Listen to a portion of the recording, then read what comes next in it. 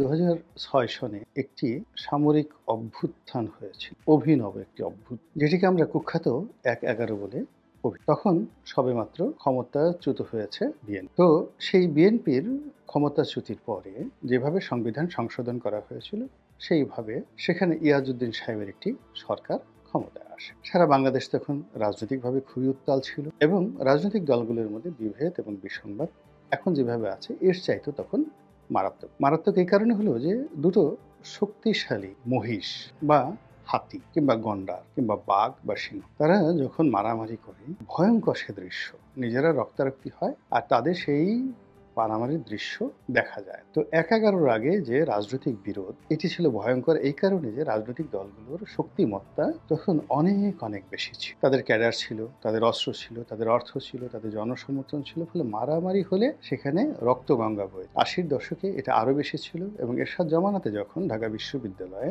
BNP এবং আওয়ামী লীগ গোলাগুলি হতো, সারা রাত গোলাগুলি, হাজার হাজার রাউন্ড গুলি বিনিময় হতো এবং পুলিশ বিশ্ববিদ্যালয় ক্যাম্পাসে ঢুকতে সম্ভব ছিল না। গণতন্ত্র এবং রাজনীতি এতটা শক্তিশালী ছিল। আবার জাসদের সঙ্গে মারামারি হতো আওয়ামী লীগের, জাসদের সঙ্গে মারামারি হতো বিএনপির, মানে ছাত্রদলের এবং ছাত্রলীগ, এরকম সারা বাংলাদেশে। শিবির মার খেত আর ছাত্র ইউনিয়ন তারা নীরবে নিভৃতে রাজনীতি করে যেত এবং ছাত্র ইউনিয়নের সঙ্গে সঙ্গে ছাত্র, মানে পুরো ক্যাম্পাসটাই তখন রাজনীতি মুখর ছিল। ক্যাম্পাস বলতে বাংলাদেশের টেকনাফ থেকে তেঁতুলিয়া পর্যন্ত প্রতিটি জনপদ, অর্থাৎ যেখানে রাজনীতির চর্চা হতো সেখানেই রাজনীতি শক্তিশালী ছিল। কিন্তু এখন রাজনীতি বৃদ্ধ হয়ে গেছে। আপনি ধরুন পাশাপাশি দুটো বা একটা দম্পতি শুয়ে আছে, স্বামীর বয়স ১০০ বছর, স্ত্রীর বয়স ৯৫ বছর। তো পাশাপাশি শুয়ে আছে, কিন্তু তারা সারা জীবন যেহেতু ঝগড়া করেছে, এখনো তাদের দাঁত নেই, ফোকলা দাঁতে তারা মানে ঝগড়া করার চেষ্টা করে, তারপর তারা মারামারি করার চেষ্টা করে। এখন ছোট একটা লাঠি বা কোনো কিছু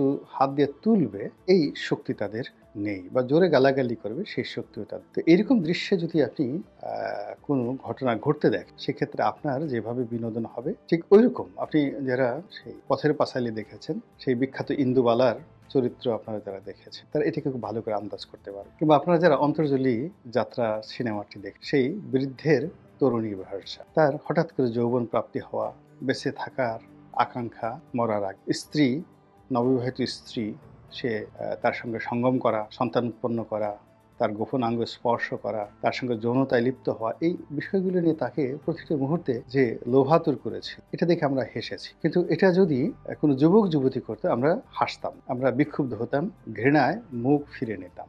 এখন বাংলাদেশের রাজনীতিতে মানে রাজনৈতিক দলগুলো যে হানাহানি কাটাকাটি করবে, আসলে তাদের সেই শক্তির সামর্থ্য নেই, তারা সব দিক থেকে বৃদ্ধ হয়ে গেছে। তো যেহেতু যৌবনকালে তারা যুদ্ধ করেছে, লড়াই করেছে, হানাহানি করেছে, মারামারি করেছে, এখন এই বৃদ্ধ বয়সেও তারা সেগুলো করার চেষ্টা করছে। আর এগুলো দেখে আমরা যারা সাধারণ আমজনতা আমরা সেইভাবে হাসছি। তো যেটা বলছিলাম, যখন শক্তি ছিল, সামর্থ্য ছিল, ঠিক সেই সময়টাতে একটা ১/১১ এসেছিল। আর এখন এই যে দুর্বল অবস্থাতে আরেকটি ১/১১-র কথা আমরা আলোচনা করছি। এখন বোঝার চেষ্টা করুন যে ওইরকম একটি স্বচ্ছ সমাজ, শক্তিশালী সমাজ, রাজনৈতিক কাঠামোগুলো স্ট্রং এবং রাষ্ট্রের যে রাষ্ট্রীয় প্রতিষ্ঠানগুলো রয়েছে সেগুলো তখনও পর্যন্ত অসাধারণ প্রভাবশালী। জুডিশিয়ারি বলেন, আমলাতন্ত্র বলেন, ২০০৬ সালে তখনও পর্যন্ত সিএসপিদের দাপট, জাস্টিসদের দাপট, সৎ ব্যবসায়ীদের দাপট, সৎ আমলাদের দাপট, এখন সবগুলো রীতিমতো কেসও হয়ে গেছে। কারোরই এই মুহূর্তে দাপট এই বাংলায়। এখন এই বাংলায় যখন দাপট নেই, তখন যদি একটা ১/১১-র মতো ঘটনা ঘটে, এবং ১/১১-র ঘটনার কয়েকটা প্রেক্ষাপট রয়েছে। এটি যে কেবলমাত্র একটি সামরিক অভ্যুত্থান ছিল, রাজনৈতিক একটা পোর্ট্রেটকে সামনে নিয়ে টান, এই ১/১১-র একটা অর্থনৈতিক ইফেক্ট রয়েছে, একটি ব্যুরোক্র্যাটিক ইফেক্ট রয়েছে, একটি সোশ্যাল সামাজিক ইফেক্ট রয়েছে। তা আমি বর্তমান আজকের এই ভিডিওতে শুধুমাত্র মানে যাকে বলা হয় এই সামরিক পসিবিলিটি ছাড়া ১/১১-র যে অন্য উপসর্গগুলো রয়েছে, বিশেষ করে অর্থনৈতিক উপসর্গ এবং প্রশাসনিক উপসর্গ, যেটা ১/১১-তে ঘটেছিল তা নিয়ে সংক্ষেপে আলোচনা। কিন্তু তার আগে দুর্বল প্রাণীদের মলত্যাগ সম্পর্কে আপনাদেরকে কিছু বলে। আপনারা হয়তো অনেকেই বিব্রত হন, কারো পায়ের গন্ধে, মোজাতে গন্ধ হয়ে যায় জুতো পরার সঙ্গে সঙ্গে পাগাহানি, তারপর কারো বগল, কুস্কি মানে উরুসন্ধি, দুই পায়ের মাঝখানে, এই জায়গাগুলোতে আপনি দেখবেন ৯৯% নারী এবং পুরুষ তাদের শরীরের অন্যান্য অঙ্গ প্রত্যঙ্গের তুলনায় তাদের এই কুস্কি এবং তাদের বগল কালো কারণ, এবং এখানে গন্ধ হয় কেন? মূল কারণ হলো যে এখানে খুবই দুর্বল প্রকৃতির, যাকে বলা হয়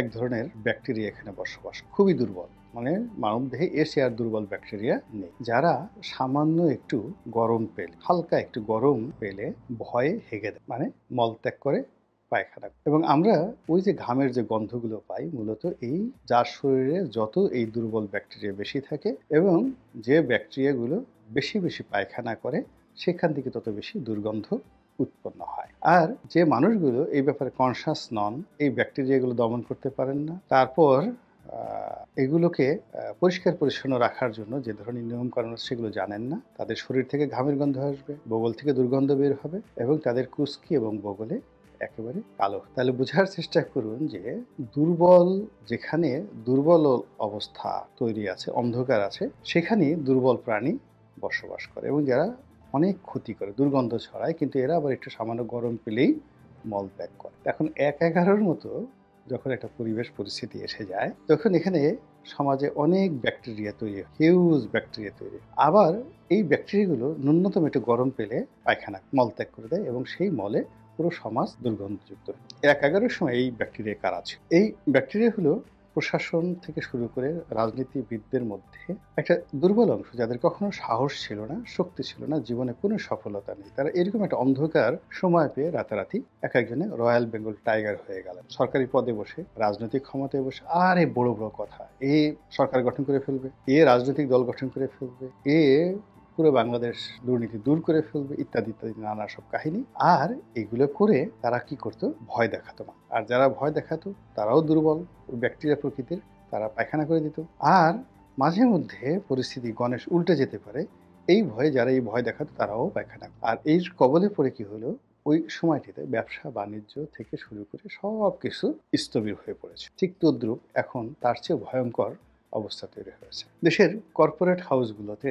এখন অনেকগুলো সরকারি প্রতিষ্ঠানের, আমি নাম বলবো না, আপনারা বুঝেন, এক একটা করে চিঠি চলে যাচ্ছে। তারপর এই যে নব্য ব্যাকটেরিয়ার দল, সেই চিঠির বিনিময়ে একটা নেগোসিয়েশন করতে চাচ্ছে অথবা প্রতিশোধ নিতে চাচ্ছে। তারা নিজেরা কখনো সরাসরি এই কাজগুলো করছে, আবার কখনো কখনো কোমলমতিদেরকে ব্যবহার করে তারা এখানে একটা বিশ্রী অবস্থা তৈরি করে ফেলেছে। ফলে ব্যবসা বাণিজ্য রীতিমতো কান্নার রোল পড়ে গেছে। এবং এরা এই ভালো কাজ করতে গেলে, যেমন আপনার বগলের দুর্গন্ধ, এটি যখন ঘাম আকারে শরীরের অন্যান্য অংশে চলে আসবে, যেমন আপনার পেটে কোনো গন্ডগোল নেই, কিন্তু সেই ঘাম পেটের উপর চলে আসলে পেট থেকে আপনার দুর্গন্ধ। এখন এই যে মন্দ কাজগুলো, এই মন্দ কাজগুলোর ফলে কি হচ্ছে, ভালো ভালো কোম্পানিগুলো, মানে ধরুন 10টা মন্দ কোম্পানিকে তারা এরকম চিঠি দিল বা তাদের বিরুদ্ধে ব্যবস্থা নিল, এসএলএমের মতো কোম্পানি কি করলো, কিন্তু এর ফলে একেবারে ইস্পাহানির মতো কোম্পানির মধ্যে ভয়ঙ্কর ভীতি ছড়িয়ে, বা প্রাণ আরএফএল প্রাণের মতো কোম্পানি, টিকে গ্রুপের মতো কোম্পানি, আমি জাস্ট এই কয়েকটা নাম বললাম, যাদের বিরুদ্ধে এখন পর্যন্ত ধরেন কোনো বদনাম আমরা শুনিনি যে তারা এই অপকর্ম করেছে।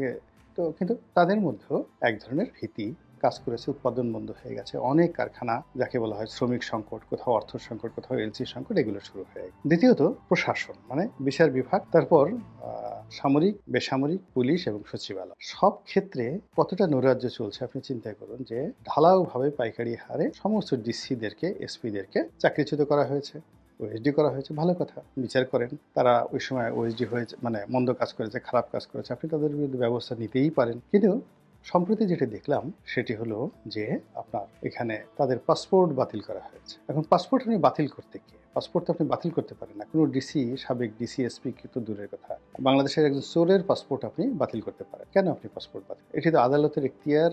তাও মানে ততক্ষণ পর্যন্ত আমি এই বাংলাদেশের নাগরিক, আমার নাগরিকত্ব বাতিল না করবেন, ততক্ষণ পর্যন্ত আমার পাসপোর্ট আপনি বাতিল করতে পারবেন না। বড় যে আমার পাসপোর্ট আপনি নিয়ে আটকে রাখতে পারেন, আমার ভ্রমণের উপর নিষেধাজ্ঞা দিতে পারেন, ইত্যাদি। কিন্তু পাসপোর্ট কেন বাতিল করা? এটা নাকি এই পাসপোর্ট বাতিল করা হচ্ছে, এরকম খবর ছড়িয়ে পড়েছে।